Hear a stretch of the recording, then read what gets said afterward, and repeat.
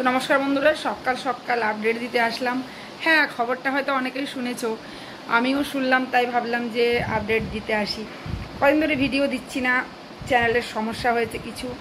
তো প্রচুর প্রচুর প্রচুর ওয়াচ টাইম কেটে নিচ্ছে আবার। কেন কি এগুলো কিছু বুঝতে পারছি না। যদি কেউ জানো বোঝো তাহলে প্লিজ একটু বলবে। যে আমি ইউটিউব সম্পর্কে তেমন কিছু জানি না, তো অনেক কষ্ট করে চ্যানেলটাকে দাঁড় করিয়েছিলাম, তারপরে এরকম চলছে। কি আর করবো বলো। যারা ভিডিওটা দেখবে, যদি কেউ কিছু জানো প্লিজ জানিও একটু।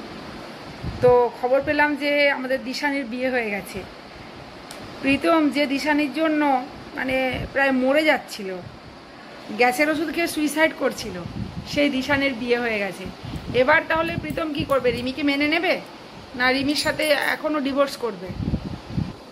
ও তো একমাত্র দিশানির জন্যই রিমিকে মানছিল না।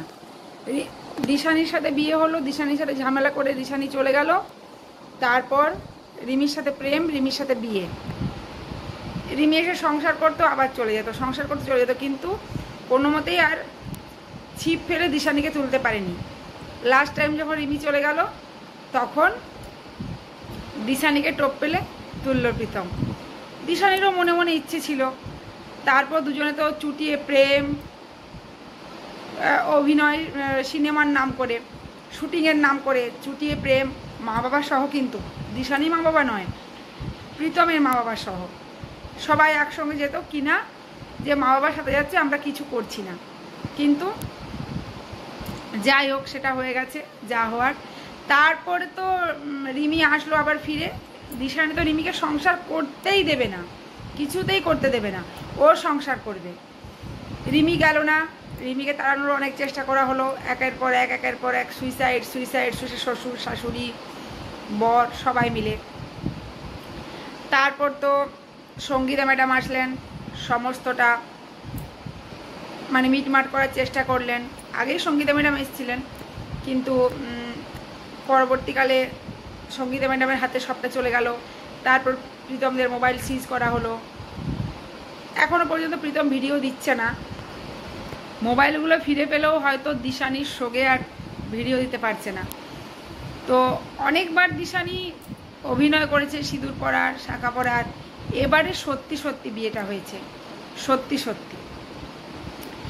শাঁখা বাঁধা, পলা বাঁধা সব কিছু পড়েছে, সুন্দর করে সিঁদুর পড়েছে, দেখতে খুব মিষ্টি লাগছে।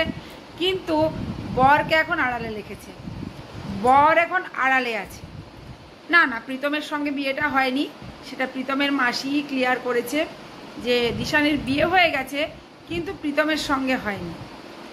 তো আমরা তো দেখতেই পাবো যে কার সঙ্গে বিয়ে হয়েছে, তাই না? প্রীতম এখনো ভিডিও দিচ্ছে না, রিমি ওদিকে ভিডিও দিচ্ছে। দিশানি ভিডিও দেয়নি ইউটিউবে, তবে ইনস্টাগ্রামে সে রিলস করেছে, শাঁখা সিঁদুর করে একদম সুন্দর করে। বিয়েটা সোশ্যালভাবে হয়নি, সোশ্যাল ম্যারেজ হয়নি, হয়তো কোর্ট ম্যারেজ হয়েছে। সোশ্যাল ম্যারেজ হলে তো আশেপাশে যারা ব্লগ করে, ভিডিও করে, তারা তো একটু আধটু দিতই যে অনুষ্ঠান করে বিয়েটা হয়েছে। তো অনুষ্ঠান করে বিয়েটা হয়নি, বিয়েটা কোর্ট ম্যারেজই হয়েছে, বা হয়তো ছোটোখাটো অনুষ্ঠান করে বিয়েটা করেছে বাড়িতে, যেটা সোশ্যাল মিডিয়ায় আনতে চায়নি। তো জানতে তো পারবোই, সামনেই জামাই ষষ্ঠী। দিশানি যদি ভিডিও দেয় তাহলে তো দেখতেই পাবো। তো চলো, এইটুকুই আপডেট দেওয়ার ছিল। এবার প্রীতম কি করবে এটাই জানার, যে যার জন্য রিমির সাথে এত ঝামেলা, যার জন্য রিমিকে বাড়ি থেকে বের করে দেওয়ার প্ল্যান, ইভেন এরকম মারাত্মক ডিসিশন নেওয়া। এবার তো দিশানি বিয়ে করে নিল, এবার প্রীতম কি করবে? কিরে, কি করবি এবার?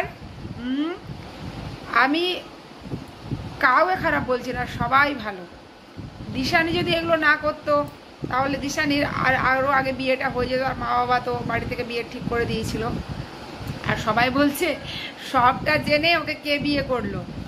অনেক এখনো ছেলে রয়েছে যারা সত্যিকারের ভালোবাসে, আর ভালোবাসার মানুষ যতই অপরাধ করুক না কেন মেনে নেয়। যেমন সোমনাথ মন্দিরাকে মেনে নিয়েছে, মন্দিরা কি না নোংরামো করেছে, সমস্তটা মেনে নিয়ে সোমনাথ আবার কিন্তু সংসার করছে। সেই রকম দিশানি নোংরামো করার পরেও প্রীতম দিশানির বর মেনে নিয়েছে যে বিয়ে করেছে, সবটা জেনেই। দিশানিকে হয়তো সত্যি ভালোবাসে, তাই না? প্রীতম কিন্তু বিয়ে করেনি। তাড়াতাড়ি সামনে আসছে কে বিয়ে করেছে। যদি প্রীতম বিয়ে করে নিত তাহলে রিমি আবার শাখা পড়তো না নতুন করে। সবটা ক্লিয়ার হয়ে যাবে, পরবর্তী ভিডিওতে সবটা ক্লিয়ার করে দেবো তোমাদের সাথে। তো চলো, ভিডিওটা এই পর্যন্ত। ভালো লাগলে লাইক করো, কমেন্ট করো, চ্যানেলটিকে সাবস্ক্রাইব করে পাশে থাকো। সব বন্ধুরা খুব ভালো থাকো, সবাইকে অনেক ভালোবাসা, টাটা।